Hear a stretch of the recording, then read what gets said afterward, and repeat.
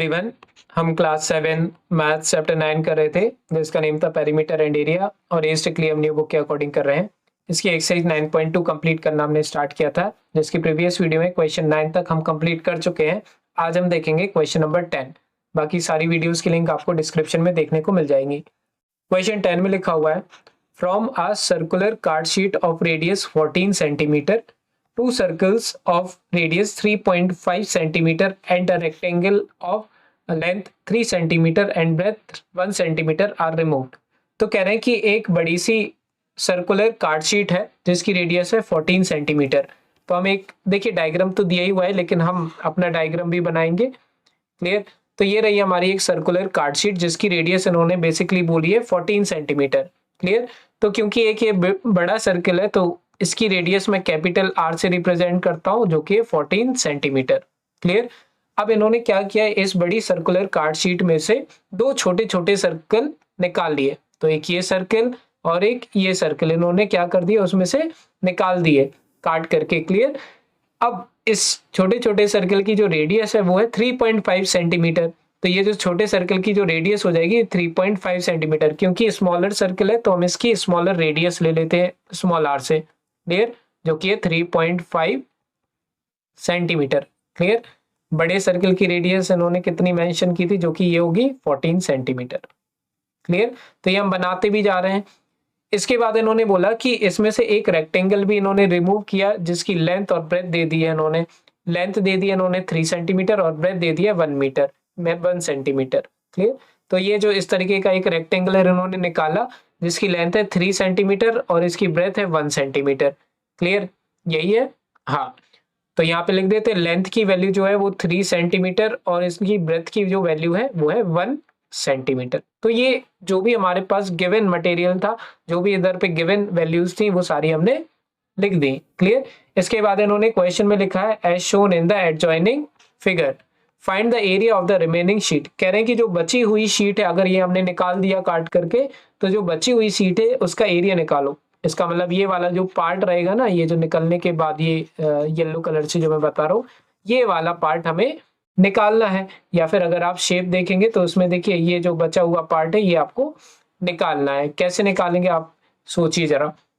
देखिए हम क्या करेंगे, पहले बड़े सर्कल का एरिया निकाल लेंगे, उसमें से क्या माइनस कर देंगे, ये वाला सर्कल और इस रेक्टेंगल का एरिया। क्लियर? तो बड़े सर्कल का एरिया में से हम ये दो छोटे छोटे सर्कल का एरिया प्लस रेक्टेंगल का एरिया ये माइनस कर देंगे। Clear? So this is what we have to do in this question. तो देखिए मैं आपको लिख के बता रहा हूं, एरिया मैं पूरा कंप्लीट लिख के बता देता हूं आपके लिए। एरिया ऑफ रिमेनिंग, यही बोला ना इन्होंने, एरिया ऑफ रिमेनिंग शीट। इसको कैसे निकालेंगे, देखो पहले एरिया ऑफ बिग सर्कल लिख देते हैं is equals to area of big circle minus क्या करेंगे हम, देखो इसको मैं ब्रैकेट में लिख रहा हूं क्योंकि मुझे इन दोनों के एरिया को प्लस करके माइनस करना है। किस किस के एरिया को, मुझे सर्कल का एरिया ये दोनों और ये रेक्टेंगल का एरिया, इनको पहले मुझे प्लस करना और फिर पूरे बड़े सर्कल में से क्या कर देना है, माइनस कर देना है। तो एरिया 2, देखो दो स्मॉलर सर्कल है, देखिए दो स्मॉलर सर्कल है लेकिन दोनों की रेडियस सेम है तो उनका एरिया भी सेम होगा। तो मैं क्या लिख दूंगा, 2 multiply by area of small circle plus area of rectangle. ठीक है? Plus area of rectangle. तो इतना अगर मैं कर देता हूं, ये वाली वैल्यू अगर मैं निकाल लेता हूं तो मेरे पास एरिया ऑफ रिमेनिंग शीट आ जाएगा जो कि हमें फाइंड करना है। क्लियर? तो बड़े वाले सर्कल में से हम ये छोटे छोटे जितने भी हमने निकाले हैं इनका एरिया माइनस कर देंगे। क्लियर? तो एरिया ऑफ बिग सर्कल, सबसे पहले हम इस पे आते हैं। एरिया ऑफ बिग सर्कल का एरिया क्या होता है, पाई आर स्क्वायर। अब बड़े सर्कल की बड़ी रेडियस हमने कंसीडर की रखी है तो हम कैपिटल आर लिख देते हैं। देखिए यहाँ पे 14 सेंटीमीटर है ना। इसके बाद माइनस लगाया, ब्रैकेट लगाया, 2 का मैं 2 ही लिख दूंगा, मल्टीप्लाई का मल्टीप्लाई लिख दूंगा। एरिया ऑफ स्मॉलर सर्कल भी क्या हो जाएगा, पाई स्मॉल आर ही लगाएंगे क्योंकि छोटे सर्कल की रेडियस हमने स्मॉल आर से लिए। Plus area of rectangle. अब एरिया ऑफ रेक्टेंगल होता क्या है हमारा, लेंथ इंटू ब्रेथ, तो एल इंटू बी लिख देंगे। क्लियर। अब बस आपको करना क्या है, इनकी वैल्यूज पुट करती जानी है और इनका आंसर आ जाएगा। पाई की वैल्यू क्या क्वेश्चन में इन्होंने स्पेसिफाई की है, क्या लो, तो देखिए पाई की वैल्यू उन्होंने बोला है 22/7 लेने को, तो हम पाई की वैल्यू क्या ले लेंगे, 22/7। अब बोल रहे हैं आर, कैपिटल आर की वैल्यू है हमारी 14। क्लियर, तो हम कैपिटल आर की जगह क्या लिख देंगे, 1/4 का स्क्वायर, क्योंकि आर स्क्वायर है, माइनस का माइनस, 2 का 2, पाई की जगह अगेन हम लिखेंगे 22/7, ये वैल्यू मैं पुट कर रहा हूँ। और स्मॉल आर की वैल्यू क्या दे दी है इन्होंने, 3.5 सेंटीमीटर, तो यहाँ पे मैं क्या लिख दूंगा, 3.5 multiply by 3.5 plus L into B, length और ब्रेथ की वैल्यू है, लेंथ है 3, ब्रेथ है 1। क्लियर, लेंथ है हमारी क्या 3 और ब्रेथ है 1, तो 3 into 1, length into breadth. Clear. अब बस इन वैल्यूज को हमें सॉल्व कर देना तो हमारे आंसर्स आ जाएंगे। सबसे पहले देखिए 22/7, अब मैं वापस से इसको सॉल्व कर रहा हूँ। 22/7 का 22/7, 14 का स्क्वायर का मतलब क्या है, 2 बार 14 मल्टीप्लाई करना, तो मैं 14 इंटू 14 लिख देता हूँ, माइनस अगर हम इसको सॉल्व करना भी चाहें तो 2 इंटू 22 भी कर सकते हैं, या फिर आप अच्छे तरीके से जानते हो क्या, मैं इस 2 को और इस 3.5 को मल्टीप्लाई कर दूं तो भी मैं कर सकता हूं। देखिए 22/7 तो मैं एज इट इज लिख रहा हूं। क्लियर, 22 और 7 मैंने एज इट इज लिख दिया। अब इसके बाद मैं क्या कर रहा हूं कि मैं इस 2 और इस 3.5 को मल्टीप्लाई कर रहा हूं, तो 2 और 3.5 को आप अगर मल्टीप्लाई करेंगे तो आ जाएगा आपका 7। क्लियर, क्योंकि 2 से मल्टीप्लाई करना मतलब उस वैल्यू का 2 टाइम्स कर देना, मतलब दुगना कर देना, तो 3.5 का दुगना 7 होता है। क्लियर, तो मैं डायरेक्ट लिख रहा हूँ यहाँ पे 7।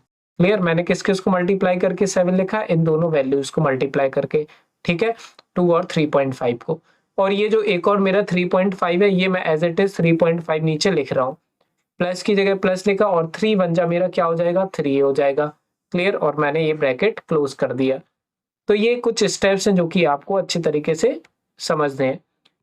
अब हम क्या करेंगे, नीचे और ऊपर वाली वैल्यू को देखेंगे, कोई कैंसिल आउट हो रहा होगा तो हम कैंसिल आउट कर देंगे। जैसे अगर आप देखेंगे वापस से यहाँ पे, तो 7 बन जा 7 और 7 2 जा 14, तो इन दोनों को मैं काट सकता हूँ, कैंसिल कर सकता हूँ। ठीक है, तो मैं क्या करता हूँ, इनको कैंसिल करता हूँ।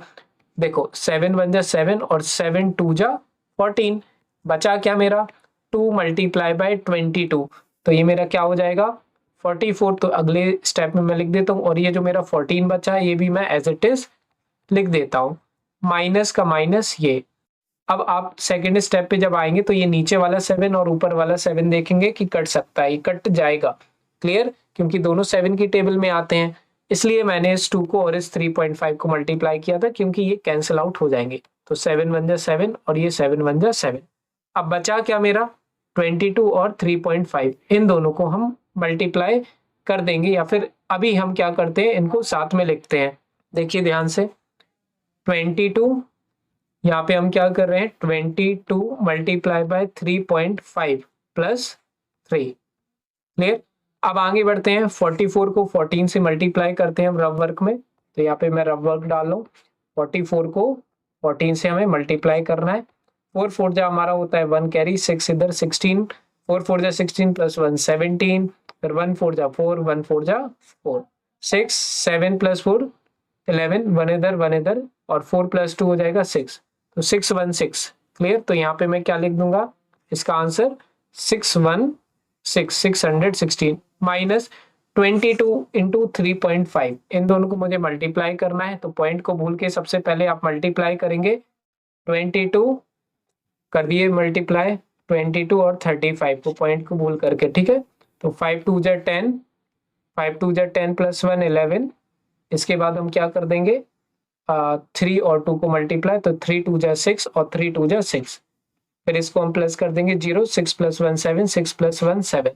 तो 35 को जब मैंने 22 से मल्टीप्लाई किया तो 770 आ रहा है। क्लियर, 770 आ रहा है, लेकिन मुझे पॉइंट लगाना पड़ेगा, तो पॉइंट के बाद यहाँ पे एक नंबर था, तो यहाँ पे भी पॉइंट के बाद मुझे एक नंबर, तो ये 77.0 हो जाएगा। और +3 का +3 लिख दिया हमने, अब 616 वापस से लिखा, देखो 77.0 का मतलब होता है हमारा 77 ही, क्लियर, और प्लस 3। इसके बाद हम क्या करेंगे, 616 एज इट इज लिखा, 77 प्लस 3 कितना हो जाएगा, 80 हो जाएगा, क्लियर। तो हम यहाँ पे 80 लिख देंगे। इसके बाद हम क्या करेंगे, 616 को माइनस कर देंगे 80 से, तो 616 माइनस 80, क्लियर। ये रफ वर्क में करके देख लेते हैं। 6 में से 0 गया 6 ही हो जाएगा, 11 का बन जाएगा 11 और इस 6 का बन जाएगा 5, तो यहाँ पे आ जाएगा 3, 5 का 5, तो 536। आंसर क्या आ रहा है मेरा, 536। और यही जो है वो मेरा फाइनल आउटकम है एरिया ऑफ रिमेनिंग शीट का। तो आंसर मेरा क्या हो जाएगा, अच्छा ये यूनिट क्या थी हमारी, यूनिट भी देखनी है, तो देखेंगे आप, सो सेंटीमीटर में थी, तो क्योंकि एरिया आया तो सेंटीमीटर स्क्वायर में लिखेंगे। तो फाइनल आंसर क्या हो जाएगा, area of remaining sheet is equals to 536 centimetre square, clear. ऐसा भी हो सकता है कि टीचर्स आपके separately area of big circle निकलवा दें, फिर एरिया ऑफ स्मॉलर सर्कल निकलवा दें, फिर एरिया ऑफ रेक्टेंगल निकलवा दें, और फिर उसके बाद सारे एरियाज को कंपाइल करवा दें, क्लियर। तो वैसे भी आप कर सकते हैं और इस तरीके से भी आप कर सकते हैं, दोनों ही सही तरीके हैं, क्लियर। आंसर दोनों केसेस में सेम ही आएगा, क्लियर। तो अगर कोई भी डाउट रहे तो आप कमेंट सेक्शन में पूछ सकते हैं। बाकी पसंद है ये वीडियो, लाइक करिए, सब्सक्राइब करिए चैनल को। सारी वीडियोस की लिंक मिलेगी आपको डिस्क्रिप्शन में। मिलते हैं बच्चों नेक्स्ट वीडियो में, बाय।